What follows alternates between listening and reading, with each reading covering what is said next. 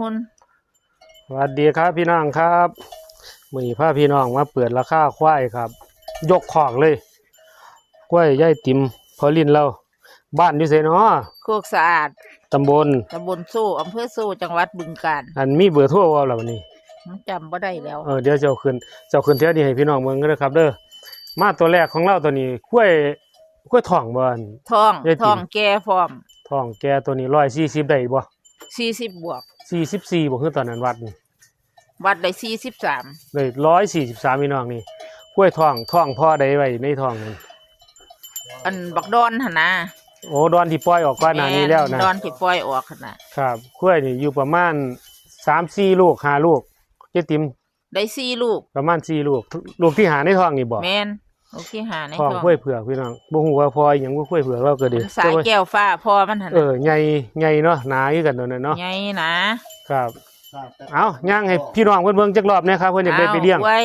อันเพิ่นมีลูกมานำบ่นี่อยู่ในนี่หรือปล่อยไปแล้วปล่อยไปแล้วดิลูกเพิ่นปล่อยไปแล้วแม่นตัวนี้ก็ตัวนี้ก็เพิ่นอยากได้พี่น้องอยากได้ไปเลี้ยง144สวยงาม143พี่น้องกล้วยทองกล้วยเผือกเจ้าก็ไปไก่มันครับนี่ละอะไรไม่รู้นะพี่น้องนี่ท้องในจักเดือนเหรอฮึ7 เดือนอีก4 เดือนก็ออกนะครับเนาะแม่นกล้วยเผือกพี่น้องนี่หนาตึ๊บเลยแต่พี่ซินเตอร์มาจากทั้งไก่อยู่ด้วยนี่ครับผมไก่เติบอยู่ครับมาจากโคกจากดงก็แล้วงามอยู่เด้อมาเมืองเขาเด้อครับเด้ออย่ากินซินเตอร์นะครับกล้วยอะไรงามคำพูดครับอันมีในใจไว้อยู่บ่คิดว่าเท่าใด40 50 60 70นี่ในใจหรือว่าให้พี่น้องมาเบิ่งเอามาเบิ่งตัวมันซะก่อนเราค่อยเว้ากันโอ้คือตอนนี้เปิดให้พี่น้องเบิ่งเปิดให้พี่น้องโชว์ความงามเว้าง่ายๆแม่นโชว์หุ่นให้เบิ่งซื่อโชว์ให้เบิ่งถ้าพี่น้องมักตัวนี้ตัวใดก็ชื่อว่าจังได๋ล่ะตัวนี้ครับเพิ่นจังได๋อันนี้แม่เพิ่มทรัพย์เนาะนี่เนาะแม่นครับนะพี่น้องเอ้ยนี่ผมถ่ายอยู่ในคอกบ่ฮู้ว่าสิมืดบ่พี่น้องตื่นครับนี่เรียกกล้วยทั้งนั้นคือกล้วยทั้งตาแต้มจำข้อ2อ่องเพิ่นอยู่เอาโอเคครับแม่แรกแม่ม่านครับเอาเพิ่นจอดไว้เอาอีหลามาบ้านเอาตัวไม้บัดนี้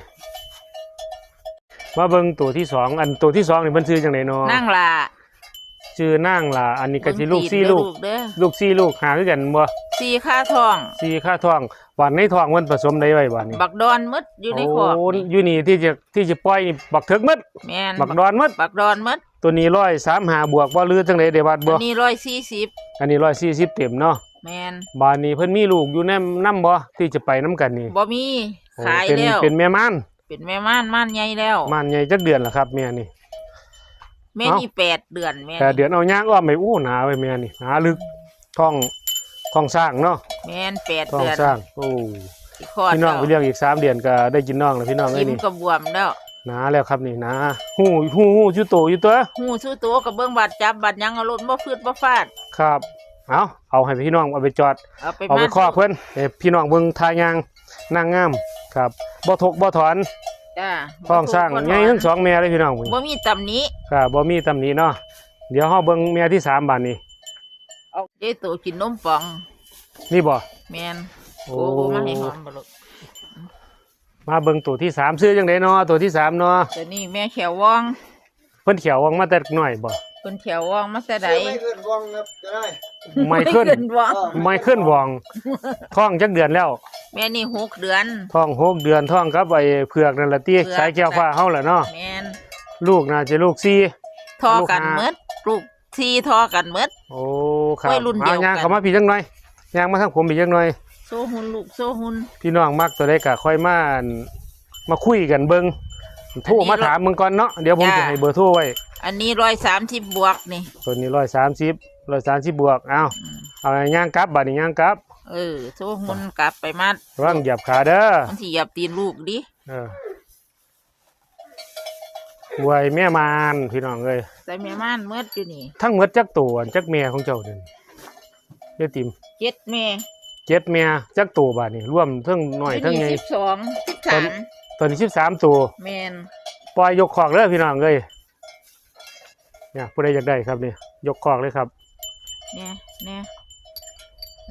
อย่าเฮ็ดมาแม่ที่4พี่น้องแม่ที่4ซื้อจังได๋แม่ที่4แก้วกิ่งแก้วแม่กิ่งแก้วอันนี้ก็130บวก นี่130บวก กล้วยทองอีกคือกัน ท้องคือกัน 130บวกทอง ไม่นี่ ทอง เจ็ดเดือน แม่นี่ได้7เดือน แม่น เอาหมุนข้างหมุนเอวให้พี่น้องเพิ่นเบิ่งโอ้มีแต่กล้วยทองยายเราปล่อยพี่น้องเลยผู้ใดอยากได้ไปซื้อเลี้ยงบ่พอหา6เดือนก็มีเพิ่มจากซื้อ5ก็เป็น10เลยครับบาดนี้ สู้ๆนะเว้ย ไปย่างกลับบ้านย่างกลับบ้านค่อย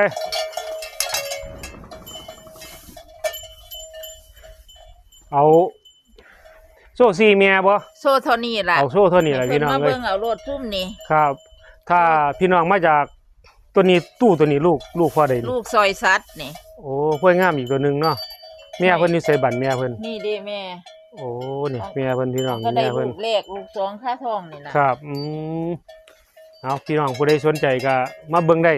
จ้ะ อยู่บ้านโค โคกสะอาด โคกสะอาดแต่เฮามาจากเฝ้าไร่นี่ก่อนสิเข้าโซ่เนาะ แม่น ก่อนสิขึ้นโน่นผู้ดิน แม่น พี่น้องก็เลี้ยวซ้ายมา แม่น ถ้าพี่น้องมาจากไอ้พรเจริญ แม่น ก็เลยสู้มา แม่น เนาะ จ้ะ ขึ้นโน่นบ้านโน่นผู้ดีก็เลี้ยวขวามา จ้า หรือว่าก็ปักหมุดมาเลย จ้า อ่ะคลิปนี้ไว้แค่นี้พี่น้องผมกับยายติ๋มกับลูกชายเราเนาะ จ้ อำลาไปจากไปก่อนครับสวัสดีครับ สวัสดีค่ะ